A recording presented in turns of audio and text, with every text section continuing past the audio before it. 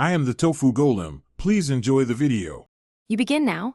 Lay the watch face down on a soft cloth so the screen stays safe. Remove both bands by pressing the release and sliding each out. This exposes the case edges. Grab a plastic spudger or thin plastic card and position it at a corner where the case lip meets the watch body. Apply gentle, steady pressure. Pry only a little at a time. This prevents sudden snaps. Once you see a small gap, stop and hold the gap open before moving to the next step. Now continue around the watch. Slide the plastic card gently along the gap, shifting your grip every few millimeters to release clips or adhesive. Maintain a flat angle so the tool glides between case and body without contacting the screen or digital crown. If you meet stubborn resistance, warm the case for 10 to 15 seconds with a hairdryer on low to soften adhesive. Make sure the device feels only warm, not hot.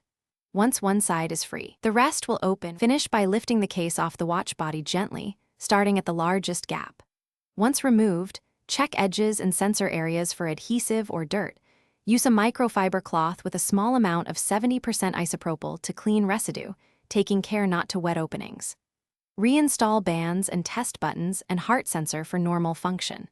If the case won't budge, rewarm it briefly and try a wider plastic pry tool to distribute force. Never use metal tools or excessive twisting. This prevents permanent damage. Thanks for watching. Consider subscribing if we helped you today.